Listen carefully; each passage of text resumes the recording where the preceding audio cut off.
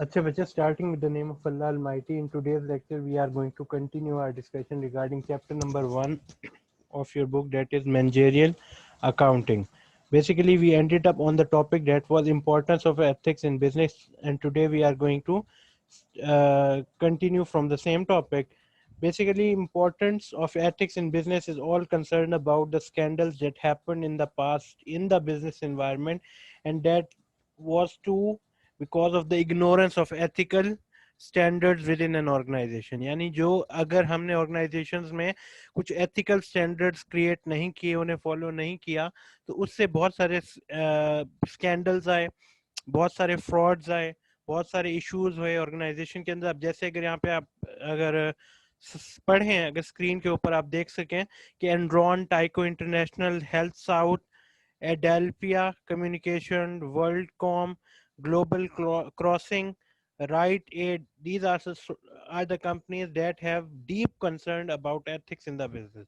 हम जब किसी अब पाकिस्तानी environment में बात करें कि we all are very much concerned about the support that we may provide to the managers for the management of the organization. यानी हम कहते हैं कि हम ये जो अकाउंटिंग एक्टिविटी कर रहे हैं मैनेजरियल अकाउंटिंग के अंदर, हम सारी की सारी एक सपोर्ट प्रोवाइड कर रहे हैं मैनेजर्स के लिए, और मैनेजर उस सारे इंफॉर्मेशन को, अकाउंटिंग डाटा को गैदर करता है ताकि वो ऑर्गेनाइजेशन को एक अच्छे लिहाज से आगे बढ़ा सके. But at the same time it is very much important for you to understand कि मैनेजर को अगर कुछ इंफॉर्मेशन प्रोवाइड कर दी गई है तो वो एथिकल डायलमे के अंदर काम करे.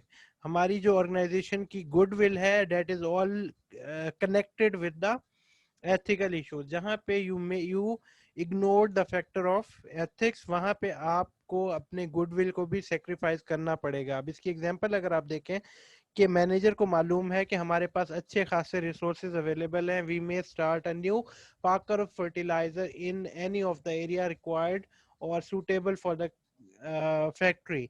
लेकिन वहीं पे कुछ लोकेलिटी है, कुछ हाउस होल्ड्स अवेलेबल हैं कि जिसके अंदर वो अगर हम नई फैक्ट्री स्टार्ट करते हैं तो इन्वायरमेंटल इश्यूज आने लग जाएंगे, लोगों के लिए हेल्थ के इश्यूज आने लग जाएंगे. ये सारे फैक्टर्स अब मैनेजर को भी कंसीडर करना है.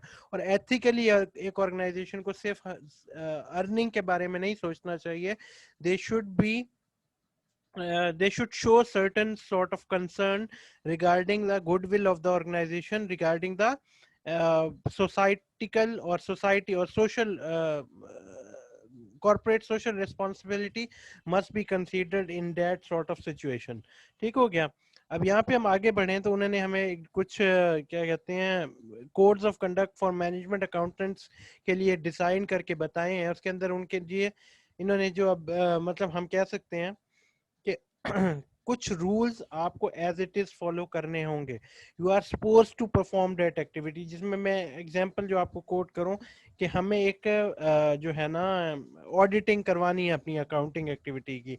अगर हम जो एंट्रीज पास कर रहे हैं या हम जो रिकॉर्ड क्रिएट कर रहे हैं उसकी ऑडिटिंग नहीं हो पा रही, हम जो भी रूल्स एंड रेगुलेशंस के मुताबिक काम कर रहे हैं ऑडिटेड वर्क नहीं है, तो चाहे वो जितना मर्जी अच्छा हो वो आपके लिए काम नहीं करने वाला. अब इन्होंने यहाँ पे एग्जांपल दी हुई है आईएमए की, जो कि आपको कोड ऑफ कंडक्ट कराता है, प्रोवाइड करता है फॉर द मैनेजमेंट अकाउंटेंसी.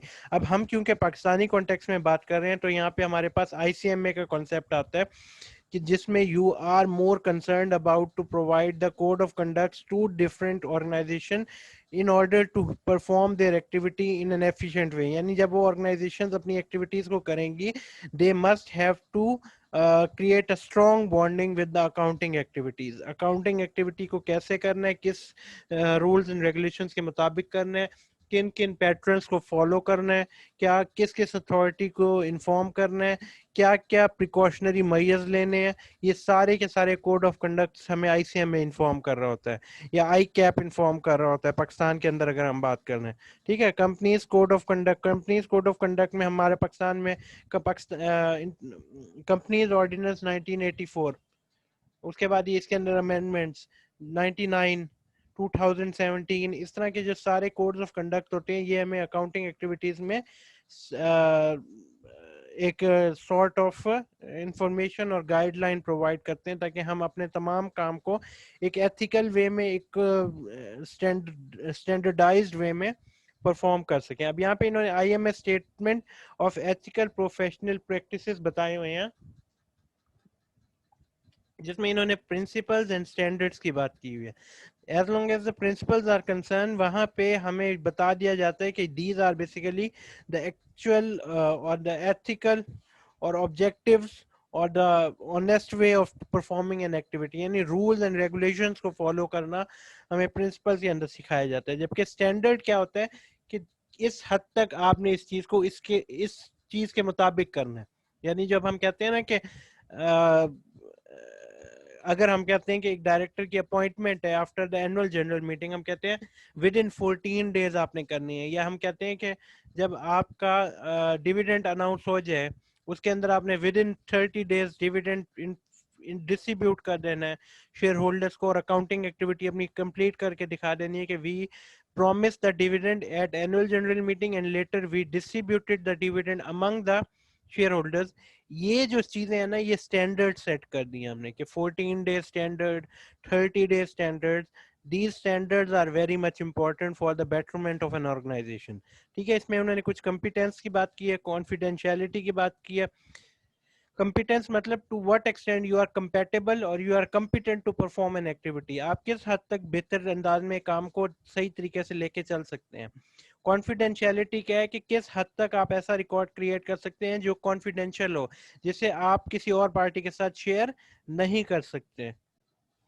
اب یہاں پہ انہوں نے جو کانفیڈینشیلٹی کے حوالے سے پہلا پوائنٹ لکھا ہوا ہے, that is very much important for you to understand کہ keep information confidential except when disclosure is authorised اور legally required.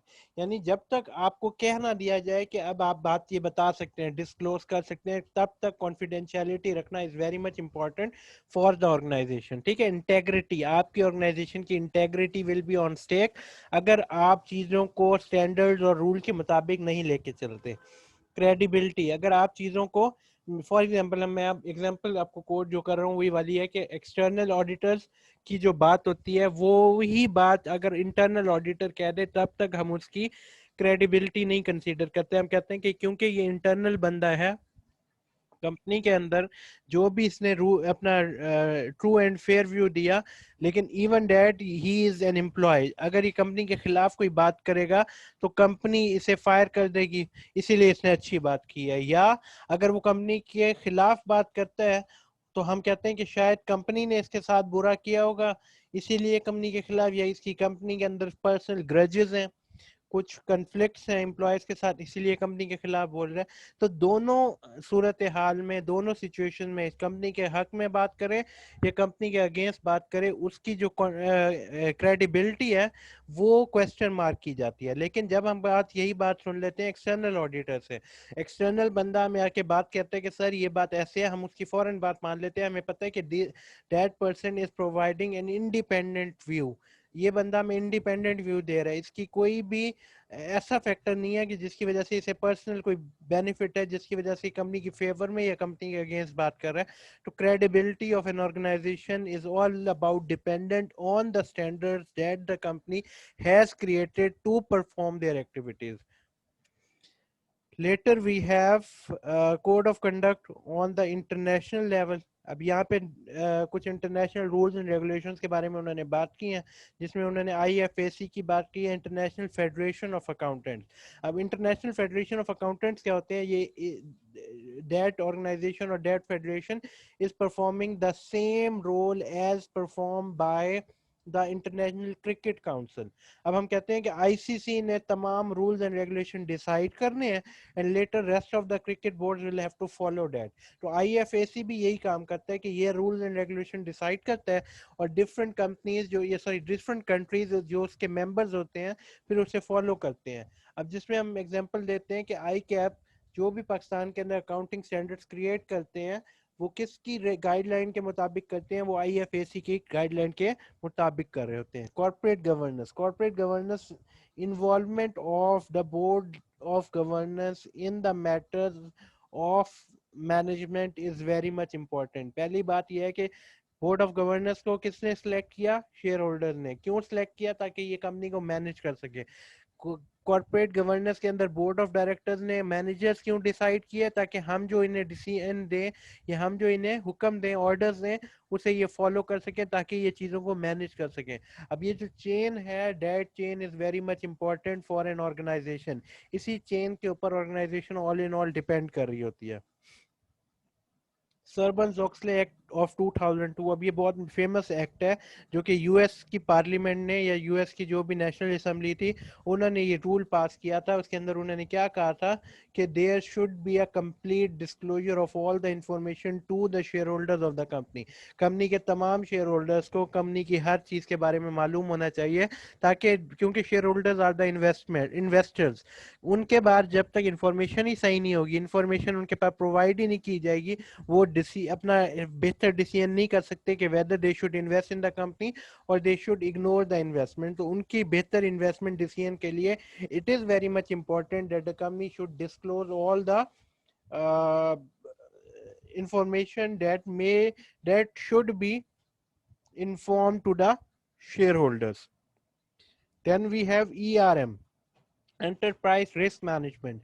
As the shareholders, as the investors have given their money in the hand of an organization, تو اب وہ کیا expect کرتے ہیں کہ یار ہمارے پیسوں کو بہتر مینج کیا جانا چاہیے، ہمارے پیسوں کو بہتر انداز میں انویسٹ کیا جانا چاہیے.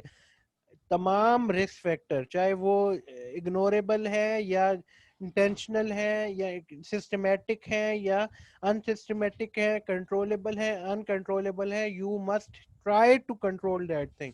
یعنی انٹرپرائز رسک مینجمنٹ میں کیا ہوتا ہے کہ you should not perform your activity without any prior planning. آپ پہلے کوئی پرائر پلاننگ کریں، اس کے بعد آپ اس کی ایکٹیویٹی کریں گے. جب آپ پرائر پلاننگ پہ کام کریں گے، it means you are keen towards the management of the risk. Identifying and controlling business risk, اس میں ہمارے پاس کیا ہے، تمام وہ والے فیکٹرز آ رہے ہیں جن سے آپ کی کمپنی کے اندر رسک کے چانسز بڑھ جاتے ہیں، اور ہم یہ ایکسپیکٹ کر رہے ہوتے ہیں کہ تمام کے تمام ممبران یا تمام کے تمام managers should be keen towards the removal or mitigation of the risk from an organization. ٹھیک ہو گیا. پھر C S R, corporate social responsibility is very much important, کیونکہ ہم جب جس سوسائٹی یا جس ایرا میں داخل ہو چکے ہیں اس میں we are more concerned about the societical factors of the country اور the market in which we are operating. یعنی اگر پیپسی آتی ہے اور وہ یہاں پہ آ کے لیٹر آف لائٹ کا پروگرام شروع کرتی ہے، کیونکہ ان کی مینجمنٹ کو یہ بات معلوم ہے کہ ہم جس انوائرمنٹ میں جس کنٹری میں کام کر رہے ہیں، اگر ہم وہاں پہ لیٹر آف لائٹ یا رمضان سے ریلیٹڈ کوئی ایکٹیویٹیز کریں گے تو وہ ہماری آرگنائزیشن کی گڈ ول بڑھے گی، اور later that goodwill will help us to increase the worth of an organization or increase the market of the company. ٹھیک ہے. تو corporate social responsibility is very much important for the benefits of for the future objectives of the organization. Then we have certified management accountants. Yes, CMA is basically the certified management accountant. ہمارے پاس کیا ہے، CA chartered accountant. یہ different accounting ایک standards ہیں یا یوں سمجھے کہ ڈیزگنیشنز ہیں جسے فالو کیا جاتا ہے through out the world. Pakistan میں CA کا کانسیپٹ بہت زیادہ ہے. چارٹرڈ اکاؤنٹنٹ ACCA کا کی ڈگری ہوتی ہے، ACMA کی ڈگری ہوتی ہے. یہ کیا ہے کہ یہ ڈگری جب کر لیتے ہیں ہم اسے سرٹیفائڈ اکاؤنٹنٹ کنسیڈر کرنے لگ جاتے ہیں. ہم کہتے ہیں ہاں یہ بندہ اسے پتہ ہے کہ کیا رولز اینڈ ریگولیشنز ہیں، کس حساب سے انفارمیشن کریٹ کرنی ہے. تو یہ جو مینجمنٹ سرٹیفائڈ مینجمنٹ اکاؤنٹنٹس ہوتے ہیں انہیں ہم آرگنائزیشن کے اندر آل ان آل کنسیڈر کرتے ہیں in order to create the information. That is basically the end of your chapter number 1. انشاءاللہ soon we will discuss chapter number 2 in the next video. Till then, Allah Hafiz.